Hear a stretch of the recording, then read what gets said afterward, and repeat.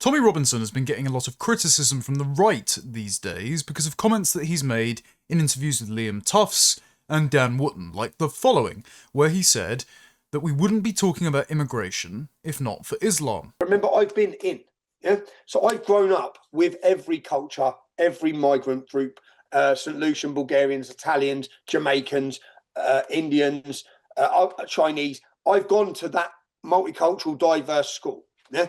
And as I say many times, look, if we didn't have Islam in Britain, Dan, if there was no Islam, none at all, so take out every single Muslim and take Islam out of the equation, none of us would ever, you wouldn't know Tommy Robinson, that's for a start. None of us would have topics of conversation to speak about around immigration and the dangers and problems from it. Now, I don't think that's true. But before I lay out why, the reason I'm making this video is because I made a previous video on the debate between Andrew Gold and Steve Laws, which it seems clarified a lot of the issues around migration for the audience that may have disagreed with Steve, but also found themselves not on Andrew's side, resigning themselves to demographic obsolescence and refusing to remove anyone from the country. It actually made Andrew himself think and admit that he was incorrect about the English not being an ethnic group and the fact that we're not all going to go extinct and we can't do anything about it. And he's since written an updated Substack about that. So because that video was quite helpful, and because these comments were made by Tommy amidst a rather furious war of words with Steve Laws, I think it's worthwhile parceling out what Tommy actually means here, because I think the reason he's received a lot of criticism from Anons on the right is because even if they think that he's far too soft on immigration, given the dire circumstances, or because they think that he has an undue emphasis or focus on Israel because he is more concerned about the country than maybe you or I am, it's pretty clear that the only reason they're criticizing him is because he does occupy a position of leadership in the right. He's a kind of Wat Tyler figure, a kind of working class folk hero. And so there's almost a feeling that he is inadequately taking their side. He's not being enough of a team player. And I'm not passing judgment on that.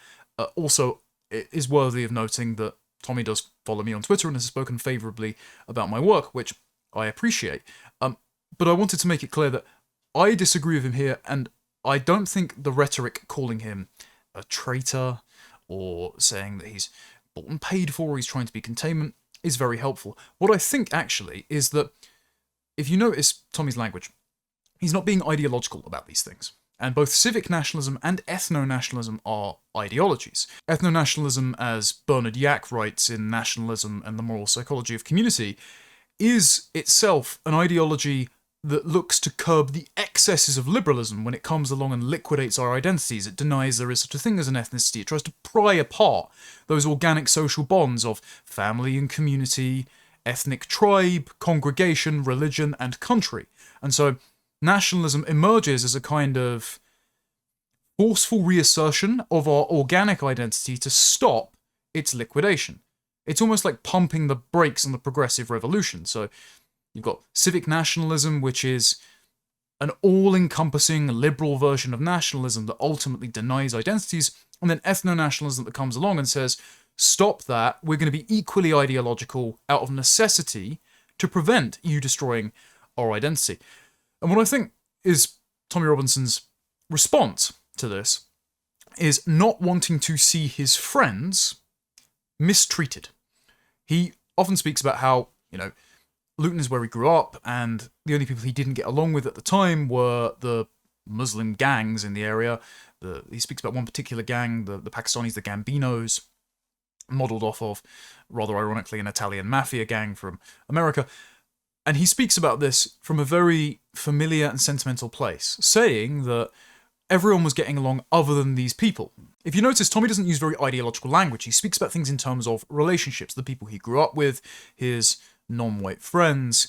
And so he's not an ideological civic nationalist, which says that you can be just as British as you or I, the native population of this country, if you either sign up to a Scout's Pledge of Liberal Values, or you're just born here and inherit a passport from your parents, regardless of whether or not you abide by the values. And the third position, the contradiction, which is never addressed, which is that if you're born here and don't abide by the values, well, you're never stripped of your British citizenship. Or if an immigrant comes over and says on the day that they are naturalised, they abide by British values, but then immediately renege on the values and support some sort of ethnocidal or Islamic insurrection against our country, then again, they're not stripped of their citizenship and sent home anyway. So is there such a thing as the propositional nation or British values or civic nationalism if there is no enforcement? And if you notice, Tommy doesn't really speak in those terms. He doesn't speak about anyone becoming as British as you or me. He has said in the past that it doesn't require people to be white in order for him to consider them as English. But the reason people are annoyed at him is because his language seems muddled. It seems contradictory to say we want to protect the native ethnic demographic of Britain. We want to make sure it remains a majority. We want to make sure the English possess their own country, while at the same time saying, I consider my black friends that I grew up with and, go to Luton Football Club matches with as being as English as you and me. Saying someone like Ian Wright is English to Tommy Robinson. What I think Tommy is using the word to mean here, and I think a lot of people use it to mean this, is I consider him to be a good person. I consider him to be one of my cultural kin.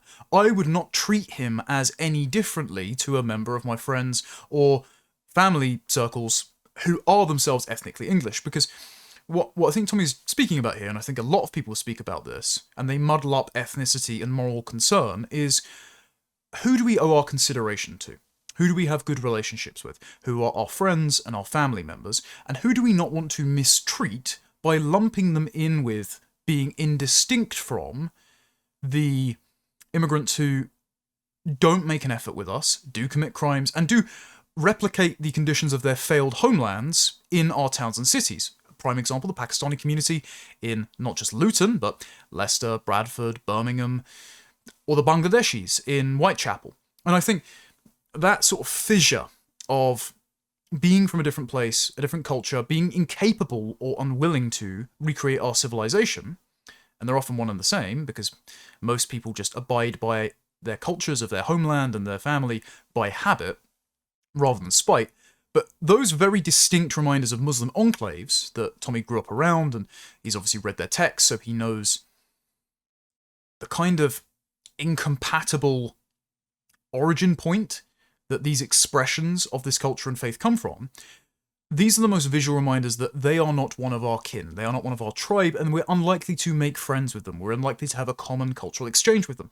Whereas on an individual basis, what Tommy is saying is, you can have a positive cultural exchange with people from other groups and other nations, and so he considers them a friend, and so he grants to them moral consideration to the extent of where he would consider them as English, even though he's not saying that they are ethnically English. He's saying they're a good person. Now, the conceptual conflation he's making is he considers being English to be a good thing, therefore he's saying, well, if this person, who is not ethnically English, is good, he's basically English. And I think that's an imprecise use of language. But what he's doing is he's not making it ideological, because ideologies obscure relationships. Civic nationalism doesn't require any relationship on the part of the person who is claiming to be British via self-identification, via commitment to liberal values, via being just born here. It doesn't require you to be a good person. It doesn't require you to have any good relationships with the host population. It doesn't require you to say the English should possess England and govern England exclusively. It doesn't require you to have any loyalty at all. It obscures the nature of you needing to be moral and to have a love of not just the place, but the people that generate the culture and govern the country. And also, on the other side of that, ethno-nationalism, insofar as the hardest possible edge means expelling everyone from the country who is not ethnically indigenous, that also negates the need for any relationships. And I think this is what has provoked such a immune response from Tommy Robinson to the likes of Steve Laws being interviewed by Liam Tufts and Andrew Gold. It's that Steve, in a very blunt fashion, is saying, I don't care about the personal relationships you might have. I think the demographics are so dire, I think we have been dispossessed of our country to such an extent, which is a totally legitimate concern, one I share, means that we don't need to think about individual people's morality. We don't need to think about friendships. We don't even need to think about intact families. We should just deport everyone who isn't completely ethnically native, by which he means having two ethnically English parents or grandparents. And this would mean, and this is what Tommy's upset about, that not just his black friends from Luton, who he goes to football matches with and who have had his back in fights, the sort of Enoch Powell standard of you're British if you would fight for this nation and support it in a cricket match or football in this sense. It's not just that nationalism. It's that someone like Ben Habib would be treated as no different than a perpetrator of the Pakistani grooming gangs, or someone like Momus Najmi, for example, who is one of Tommy's friends. So what I think is going on here is this muddling of language comes from a place of concern that his friends will be treated as if they are enemies. And I think that's a fair concern to have. I don't think that we should be putting at the forefront of discourse these edge cases, but the difficulty of advancing such a uncompromising position, as Steve Laws has, making that sort of Donald Trump-style big ask of if someone wants to buy something for a lower price than you're wanting to sell it for, you ask for double the original price that you want and then haggle down to make it so that the price that you want seems like a reasonable compromise in the middle. I think the problem with that big ask is that you will get people's backs up because they do know someone genuinely good of another ethnic extraction, and so the conversation can move to, well, what about this mixed race person? What about this person who was born here and fought in the British Army and has an English spouse and half English children? It becomes that rather than focusing on how do we get the vast majority of people who do not share our culture, who do not defer to us as the native hosts who own this country and should be exclusively governing it, who are not even Christians, which is a very, there's a very low bar because there are different ethnic expressions of Christianity. African Christianity is very different from English Christianity, for example, who commit crimes, who take benefits, who are turning our major towns and cities into Lahore or Lagos or Islamabad. It moves the conversation away from that to the edge cases, which is the disadvantage of the big push, though I understand the political tactic that is being laid forward here, even if I don't share Steve's position. And so I think that's what's caused this flare-up in tensions and the coarse exchange of words between the two men, of course, because as well, they're both working-class lads, and neither are a stranger to a bit of a scrap, so they're more than willing to put this out in front. But the core contention of this is that I don't think Tommy is correct to say that we wouldn't care about immigration if not for Islam, because what I think he's trying to do is draw a clean distinction between those people that he has moral concern for, like his black friends, and the people who believe in a set of ideas that can quite easily be prescribed, and then its adherents will either self-deport or be deported. And I just don't think the distinction is actually that clean, and one of the reasons, and Tommy will understand this, is because Islam is itself an ethno-cultural religion. As in, Muhammad imposed upon the existing ethnic tribes who had high rates of inbreeding and intermarriage in 7th century Arabia, this monotheistic religion that appointed him the prophet, and then either made people convert by word or by sword. And the reason that Islam is so clannish is this concept of asabaya. It's in-group loyalty that confines moral consideration to self, then the family, then the extended family, so the clan, and then the ummah, the global Muslim race, insofar as it can actually go out that far, because there is a kind of caste system within Islam where the Saudis and the Emiratis will look down on the Pakistanis. Tommy's spoken about this to Liam Tufts before, that they can't even get workers, sort of guest worker cleaners in some of the more rich Arab states like Bahrain or Oman. And so that ethno-cultural mix means that it's very hard for people from the Muslim world, even if they're not doctrinaire Muslims, to think as individualistically as English Christians or just English men and women do. Alan McFarlane's Origins of English Individualism explains how, because we had very low rates of cousin marriage and non-existent levels of child and sibling marriage throughout England's almost 1,000-year unmolested history, including during the Middle Ages, where the average age of marriage was about 20. It meant that our family structure was more nuclearized than Africa, the Middle East, the Indian subcontinent.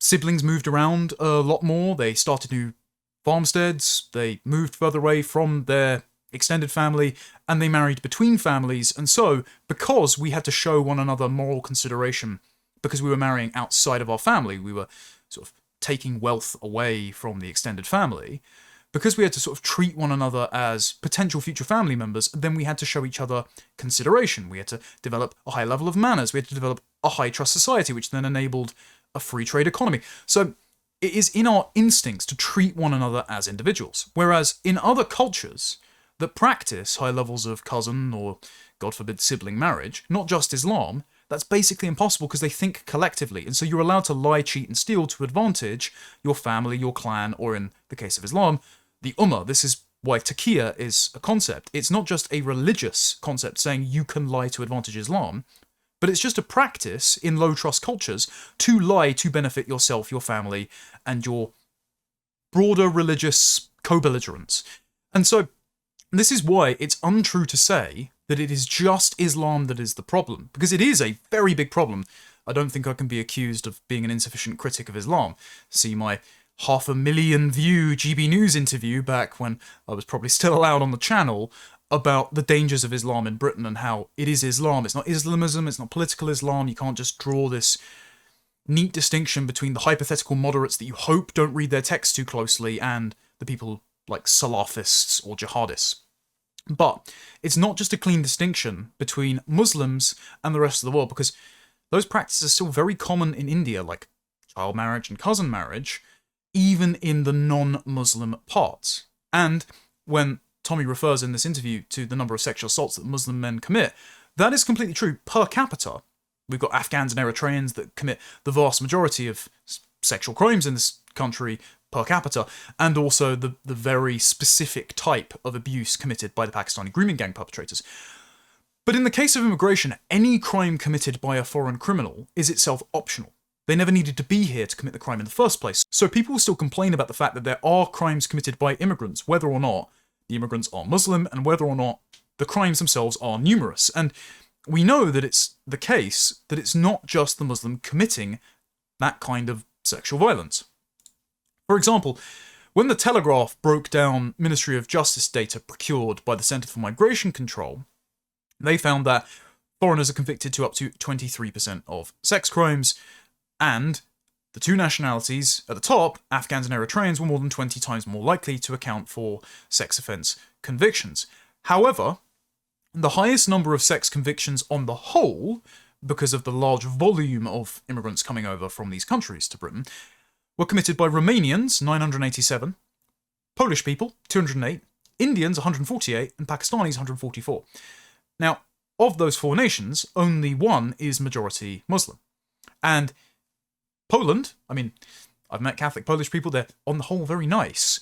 But the fact that they're still committing those crimes means that we don't need to have those criminals here, at the very least. Or Indians, I mean, Tommy has spoken very favourably of Indians that he is friends with. I met some, again, very good Catholics and Anglo-Indians, half Anglo-English, half Indians in my time. But it's not just that Indians themselves are committing a lot of sex offences, it's that Indian religions are very ethnically particular, that the Sikhs and the Hindus are very nepotistic, they have a high in-group preference, and those are the traditions that are deeply rooted in the Indian subcontinent. And so at scale, if you allow Hinduism to play out or Sikhism to play out in Britain, you might get individually nice Hindus and Sikhs, but even if they're practicing their religion peacefully, unlike many Muslims, they're not going to recreate our civilization out of Hinduism or Sikhism. We have a very particular family structure, culture, ethnic identity, and Christian faith that produces Britain. And it's like trying to load an app suitable for different software onto a different bit of hardware. It's just not going to run properly. So that cultural software is inadequate for the hardware of our people and our isles and our climate even, which shapes our culture. So I just think it's incorrect to say it's just Islam. There are other religions, other cultures, other family structures, other peoples that just don't belong here.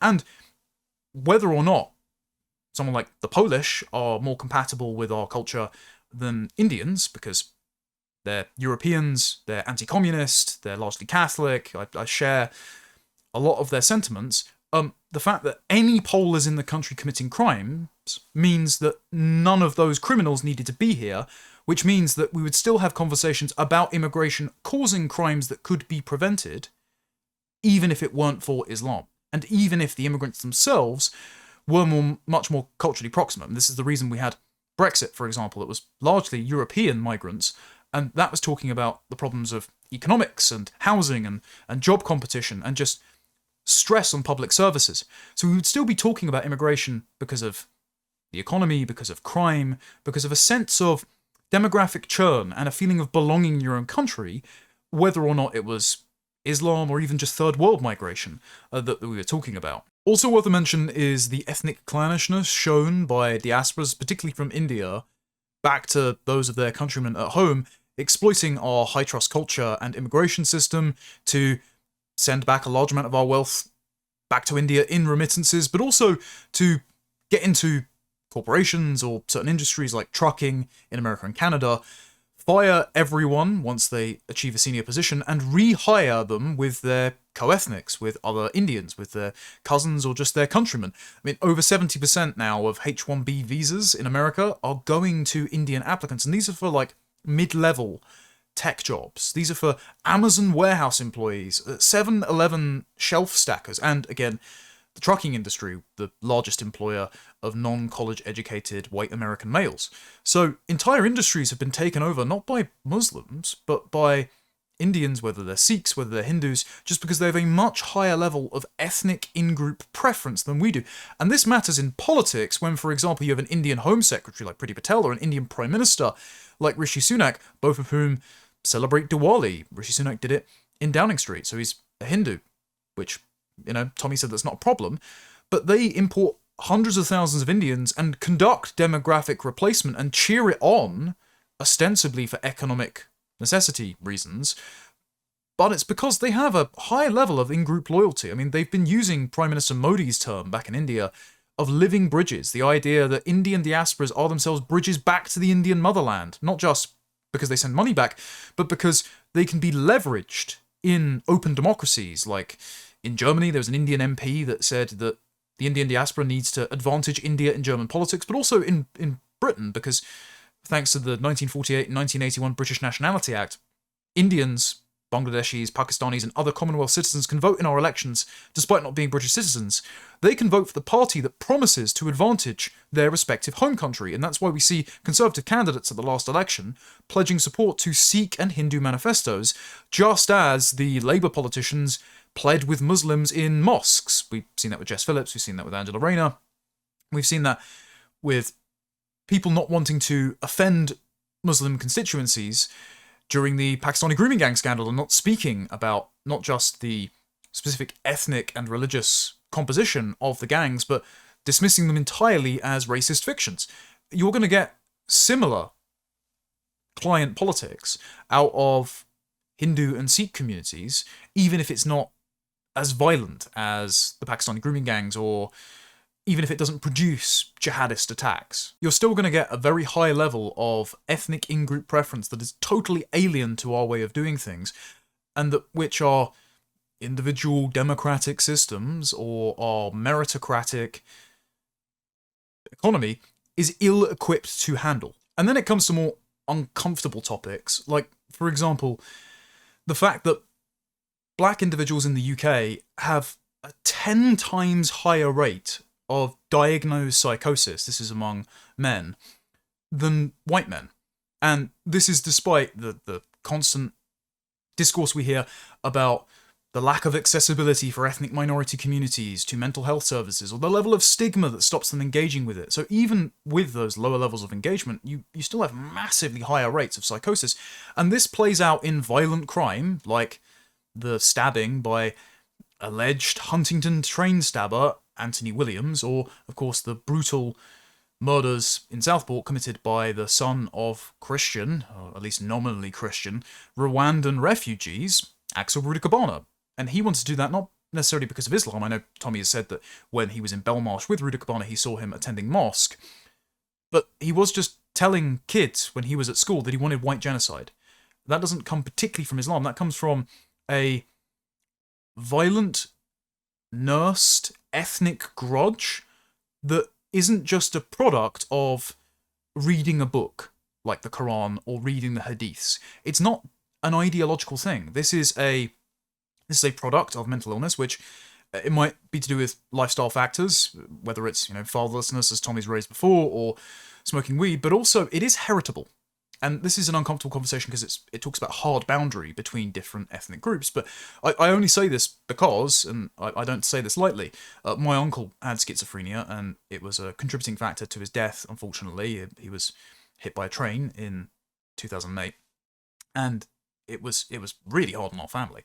So I don't not have any sympathy for this, but people will look at immigrant populations which are very clearly distinct from us, and they will say, okay, they have a much higher rate of psychosis, they're still committing violent crime, knife murders, and robberies at much higher rates, and so even if Islam is not in the equation, you will still get the ability for people to draw distinctions between us and them, especially if the behaviours are undesirable. So I just think that Tommy is thinking about it the wrong way if he's just saying that it's Islam that is the problem.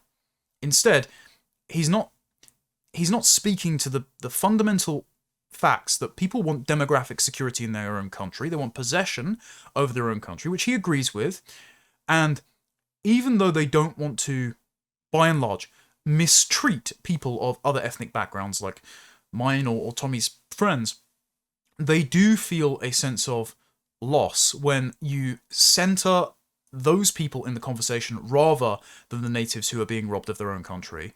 And that is always going to be a topic of conversation as long as these completely preventable crimes are being committed by people who never needed to be here in the first place, even if they are born to parents who have been naturalized as British citizens. And then there's just the low level of dispossession and cultural decay that comes from people acting as if they're in their own country. I mean, for example, this isn't to do with Islam.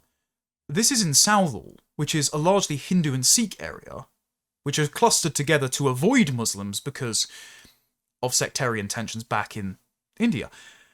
And they've just been spitting this chewing tobacco called pan everywhere. And now the local council is having to put up awareness campaigns and addiction beating programs to stop shop fronts and pillar boxes from being covered in orange spit. Now, I'm sorry, this doesn't need to be here. This doesn't need to be a problem that we actually have to deal with. This is not something that we do by habit because we have a sense of, a civic sense, a sense of this is a commonplace that everyone uses. And again, if we have an individualistic ethic, then we show each other consideration.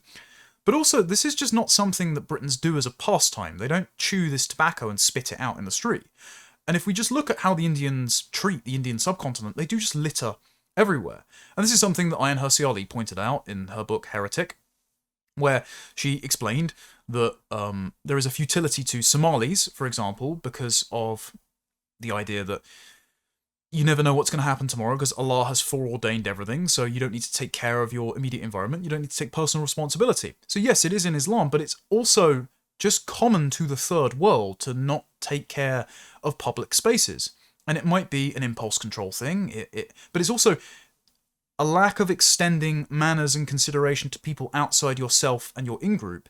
And so we would still have this low trust culture, we would still have scams, we would still have crimes, sex attacks, but we'd also just have this aesthetic degradation by people who don't feel that this is their home and so don't take care of it.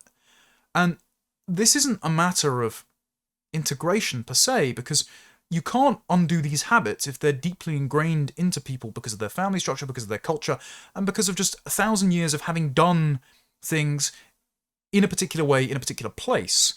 And so I'm only making this video to try and reconcile the framing that Tommy Robinson has put forward, because I think it's right that he cares about his friends and doesn't want to see them mistreated by someone who is gaining traction because people feel absolutely desperate because they feel that their country is being stolen out from under them, and the demographics are not looking favourable. We don't want to become a mistreated minority in our own country. We don't want to become a minority per se, no matter how favourably our new diverse rulers may look upon us as a protected minority. It's not a nice position to be in. It's not something we want to happen.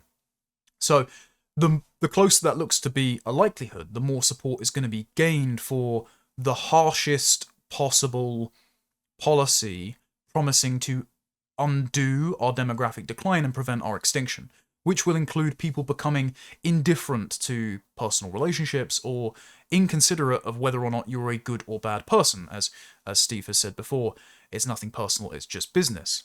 It's an ideological position, just as civic nationalism is an ideological position.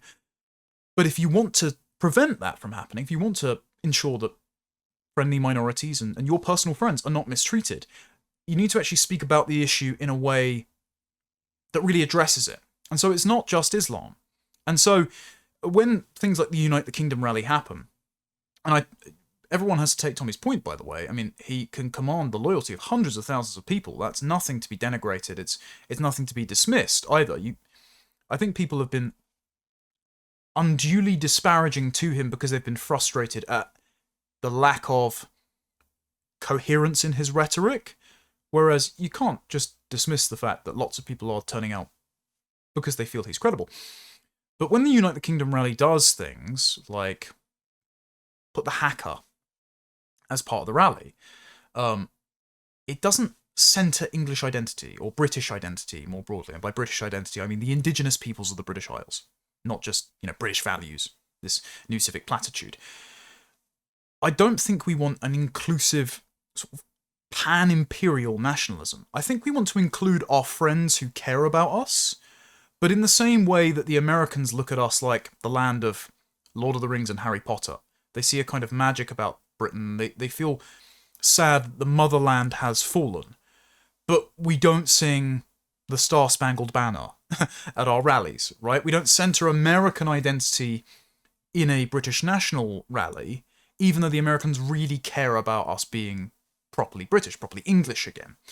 I think what should be important is centering the native identities of our land, because that's also a lot of the reason why friendly minorities come here in the first place. It's the reason why, to the extent that it happens, intermarriage happens because people have an outgroup attraction to other peoples and other cultures. And the few minorities that we would like to stay, that are our personal friends, or who really love us as a people, our way of doing things, our country, they don't want to be ruled by foreigners either. They don't want multiculturalism. They want to live in an England governed by English people, in a Britain that is owned and run competently by the British. And so I think centering our identity, our way of doing things, as well as not just saying, well, Britain is also for the Hindus and the Sikhs and everyone that just isn't Muslim, I think that's a better way of grounding it. It's not that there aren't people from those traditions that are good people. It won't recreate our civilization. So I hope this was a helpful exploration of philosophy. I'm doing my best to be charitable to everyone, to accurately characterize their positions. I consider these sorts of videos and discussions more strategy meetings rather than a competition for who gets to own the right or define it. I look forward to reading people's feedback. And if anyone mentioned in this video does end up watching this, I hope I've given you something to think about, and always feel free to reach out and clarify. But just to summarize, we should be in possession of our own country, and our culture should take primacy, and other cultures and other peoples do not necessarily participate in or are capable of recreating that culture, even if they don't actively hate us. And that's fine. That just means they need to go and practice their cultures elsewhere, and Islam is not the only reason that we're talking about immigration.